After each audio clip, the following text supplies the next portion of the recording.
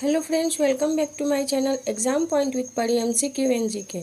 आज हम आपके लिए लेकर आए हैं कुल 110 क्वेश्चन MCQ क्वेश्चन आंसर।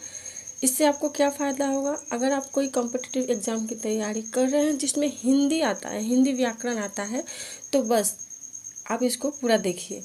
क्यों? क्योंकि आप अगर ये पूरा वीडियो देख लेंगे ना, तो आपको लास्ट में पता चलेगा कि हाँ, इसके बाद आप कोई भी पेपर देखेंगे तो आप हिंदी का प्रश्न आसानी से सॉल्व कर पाएंगे। तो चलिए स्टार्ट करते हैं।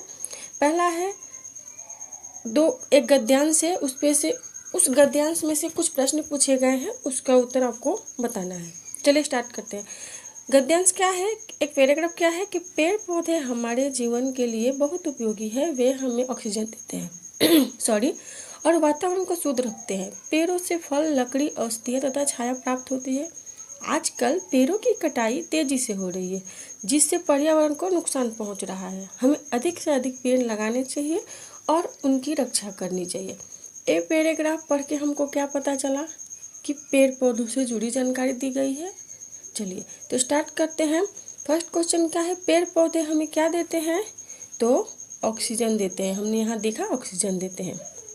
नेक्स्ट है, पेड़ वातावरण को कैसा रखता है? तो शुद्ध रखता है। हमने यहाँ देखा। ठीक है, एक बार आप इतने ध्यान से पैराग्राफ पढ़िए कि आपको दोबारा पढ़ने की जरूरत ही ना पड़े। पहली बार जब पढ़ रहे हैं तभी ध्यान से पढ़िए, ताकि आप फटाफट क्वेश्चन का आंसर दे पाएँ। थर्ड है, पेड़ों से हमें क्या प्राप्त होता है? तो क्या प्राप्त होता है? फल, औषधि, लकड़ी सभी को प्राप्त होता है। ये तो नॉर्मल है। देखिए, फोर्थ है, पर्यावरण को नुकसान क्यों पहुंच रहा है? तो क्यों पहुंच रहा है? क्योंकि पेड़ों की कटाई हो रही है। गद्यांश का मुख्य विषय क्या पता चला हमें पढ़ के? तो इसका मुख्य विषय क्या हो गया सॉरी पर्यावरण संरक्षण। और लास्ट है कि गद्यांश से हमें क्या शिक्षा मिलती है? क्या शिक्षा मिलती है? कि पेड़ों की रक्षा करनी चाहिए। चलिए अब इस सेकंड है, दूसरा भी एक गद्यांश है, क्योंकि हिंदी व्याकरण में गद्यांश भी आता ही है। आपको योग्य शीर्षक देना आना चाहिए, फिर उसमें से जो भी प्रश्न दिया जाए उसका उत्तर भी आपको करेक्ट देना आना चाहिए। जरूरी नहीं है कि हमेशा सिंपल ही होगा, कभी कभी थोड़ा डिफिकल्ट भी होता है। बस हमारे क्या है कि सेंस ऑफ ह्यूमर, हमारी जो नॉलेज पावर है ना, उसका इस्तेमाल करना होता है। तो यहाँ देखिए दूसरा है क्या कि परिश्रम सफलता की कुंजी है। जो व्यक्ति मेहनत करता है वही जीवन में आगे बढ़ता है। बिना परिश्रम के कोई भी व्यक्ति अपने लक्ष्य को प्राप्त नहीं कर सकता। विद्यार्थी जीवन में परिश्रम का विशेष महत्व है। नियमित अध्ययन और अनुशासन से छात्र क्या सफलता प्राप्त करते हैं। आप भी रेगुलर पढ़िए, कंसिस्टेंसी, आप जरूर सफल होंगे। ठीक है, आलस्य मनुष्य का क्या है? सबसे बड़ा शत्रु है। तो चलिए क्वेश्चन स्टार्ट करते हैं। सफलता की कुंजी किसे कहा गया है? परिश्रम को। ठीक है, जीवन में आगे कौन बढ़ता है? कौन बढ़ता है? मेहनत करने वाला व्यक्ति। विद्यार्थी जीवन में किसका विशेष महत्व है? परिश्रम का। मनुष्य का सबसे बड़ा शत्रु कौन सा है? कौन है? आलस। ठीक है, और ये क्वेश्चन तो आता ही है कि कोई भी अगर पैराग्राफ दिया है तो उसको शीर्षक क्या देना है, टाइटल क्या देना है, वो आपको बताना होता है। तो इस गद्यांश का मुख्य संदेश क्या दिया गया है? यहाँ शीर्षक नहीं, उसका सार पूछा गया है। ठीक है, तो परिश्रम और अनुशासन का महत्व। अब हिंदी व्याकरण में लेखक के बारे में भी आता है ना।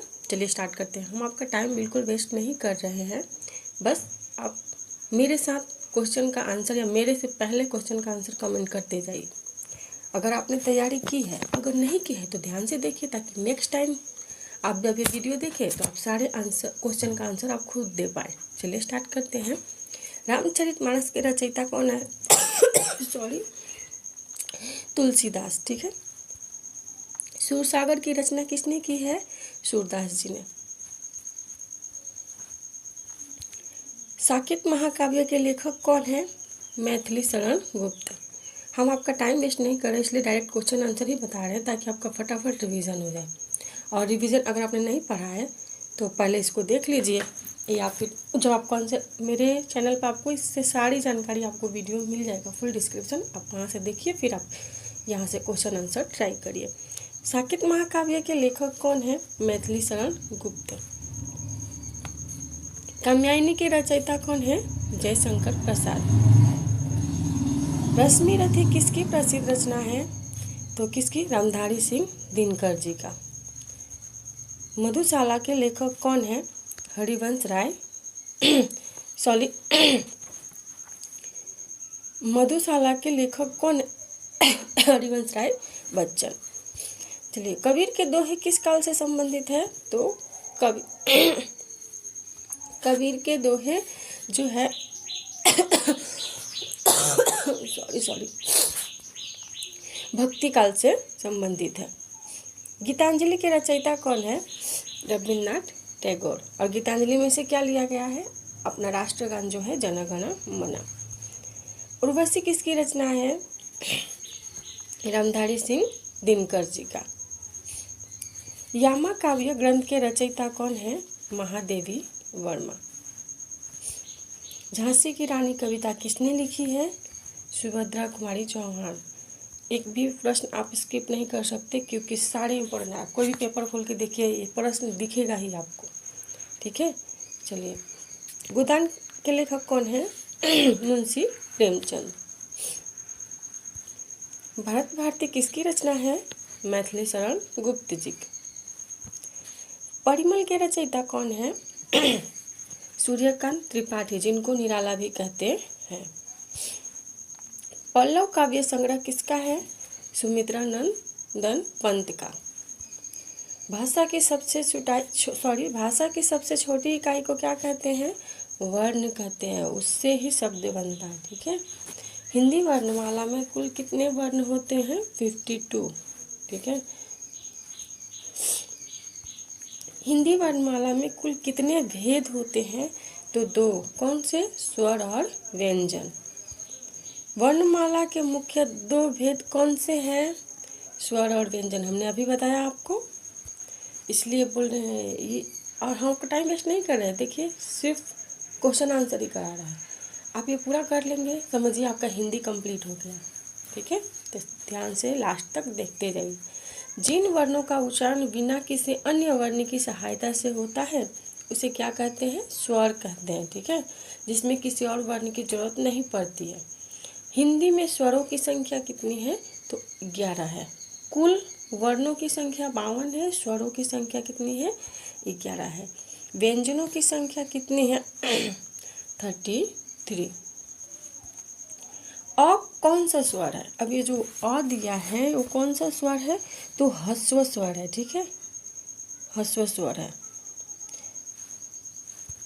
और आ में जो मात्रा दिया है इसलिए क्या हो गया? दीर्घ स्वर हो गया। छ त्र ज्ञ को क्या कहा जाता है? क्या कहा जाता है? इसको संयुक्त व्यंजन कहा जाता है, ठीक है। तो हमने स्वर 11 देखे, व्यंजन 33 और बाकी जो होता है ना वो ये संयुक्त व्यंजन होता है, ठीक है।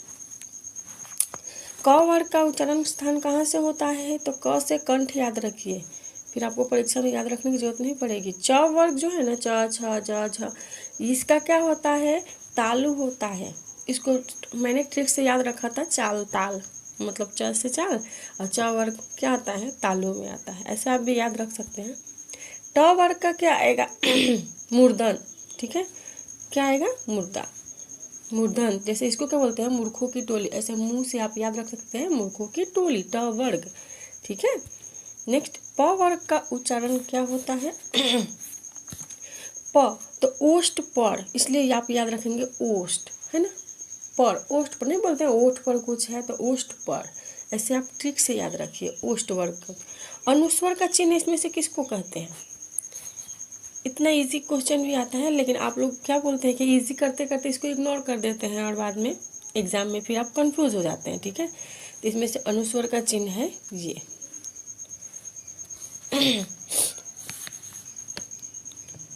अनुस्वर का चिन्ह है सी, ये। किसी व्यक्ति, वस्तु या स्थान के भाव के नाम को क्या कहते हैं? संज्ञा कहते हैं, ठीक है। जो शब्द संज्ञा के स्थान पर प्रयुक्त होते हैं उसे क्या कहते हैं? सर्वनाम कहते हैं। देखिए, सारे टॉपिक हमने यहाँ पे कवर कर लिए हैं। 44 है, राम, दिल्ली, गंगा किस प्रकार की संज्ञा है? तो राम एक ही है, दिल्ली एक ही शहर है और गंगा एक ही नदी है, ठीक है। तो यहाँ पे एक व्यक्ति, इसलिए क्या हो जाएगा, व्यक्तिवाचक। मिठास, बुढ़ापा, आप कुछ चीज़ खाते हैं या कोई बूढ़ा हो गया तो आपको कैसे फील होता है, भाव होता है ना अंदर से, इसलिए क्या हो जाएगा, भाववाचक संज्ञा।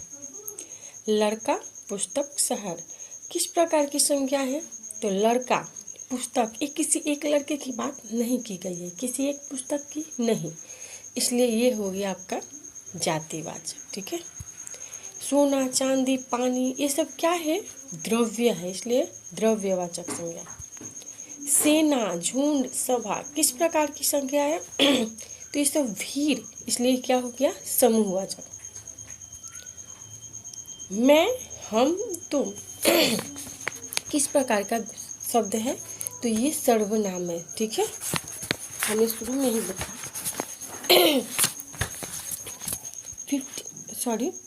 50 नंबर क्वेश्चन है, वह विद्यालय जाता है, जाता है मैं, इसमें वह क्या है, तो सर्वनाम है।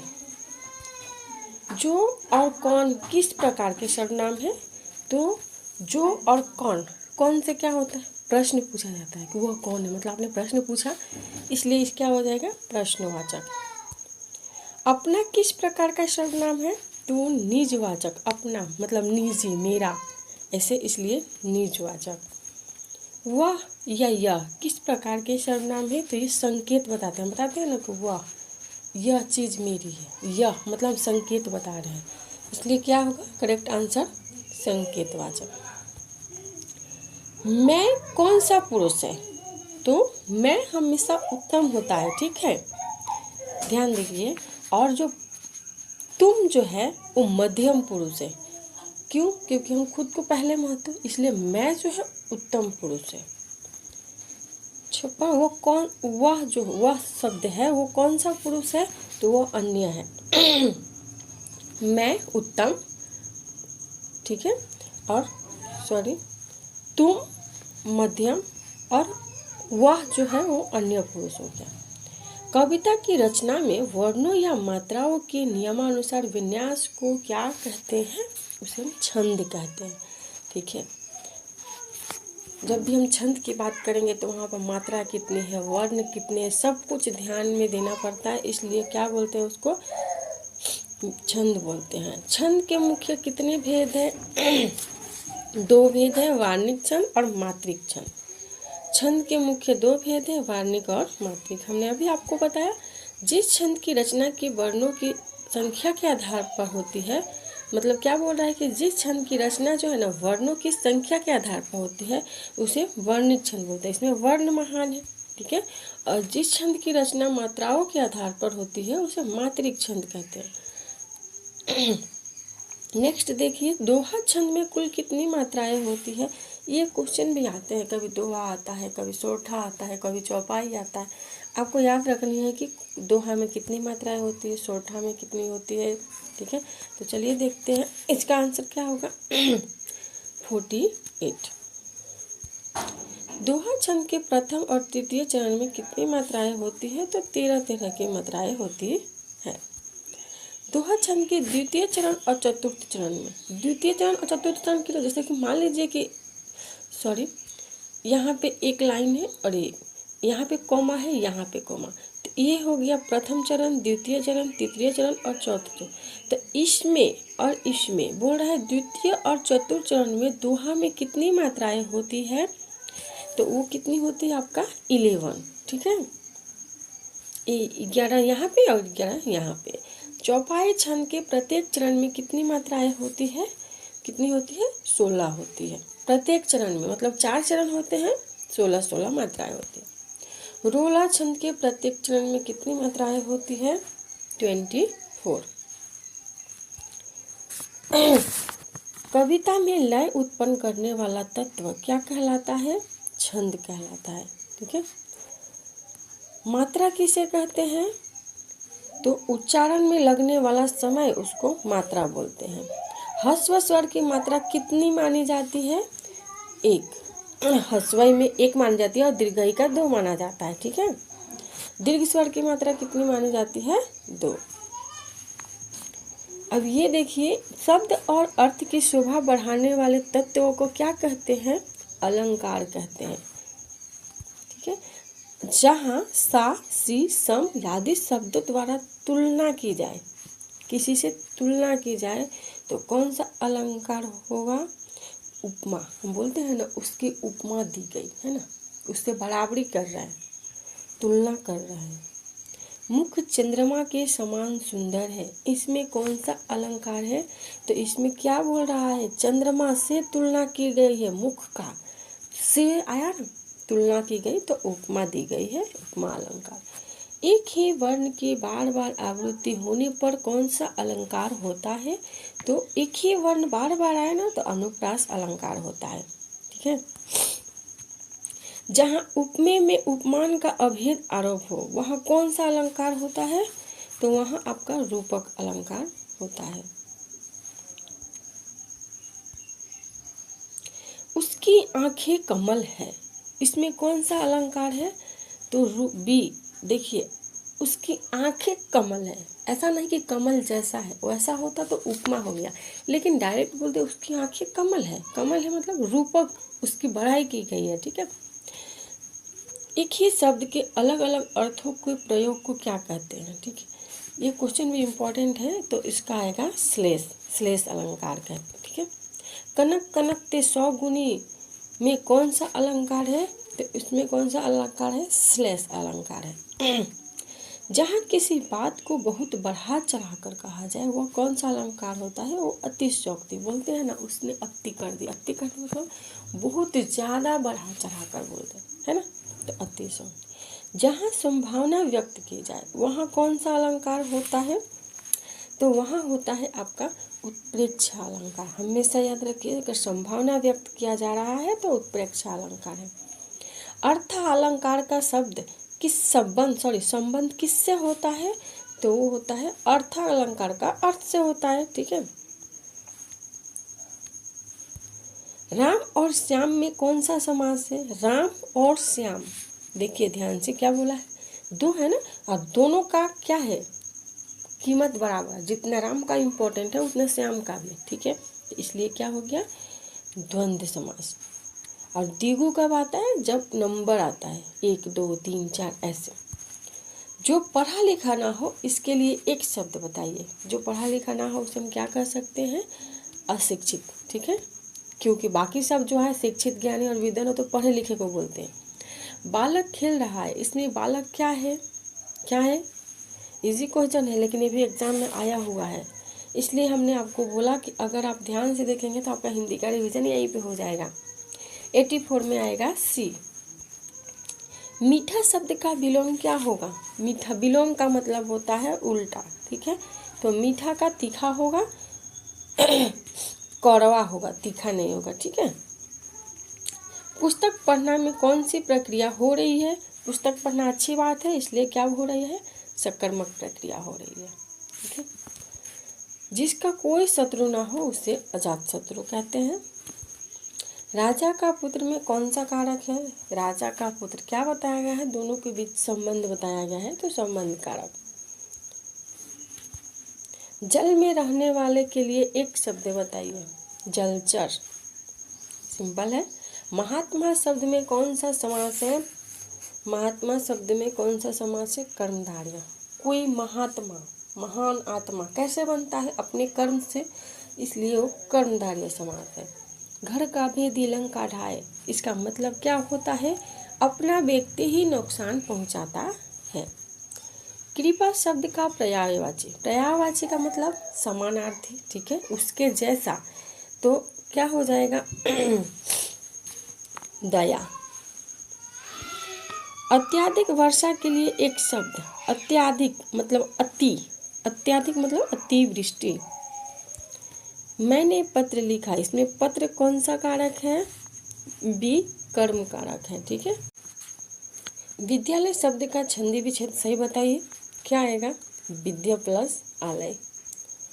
मैं बाकी जो ऑप्शन है उसका क्या है कि जिक्र नहीं कर रही हूँ, क्योंकि आपका टाइम वेस्ट होगा। क्यों? क्योंकि इतना तो आपने पढ़ा ही होगा। अगर नहीं पढ़ा है तो पढ़िए, फिर रिवीजन करिए। आप खुद टेस्ट पर कर पाएंगे कि आप कितने मतलब कितने लेवल पर।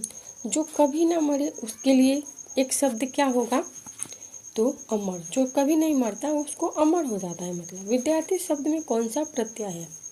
अब प्रत्यय प्रत्यय और उपसर्ग किसे कहते हैं, ये भी क्वेश्चन एक आता ही है।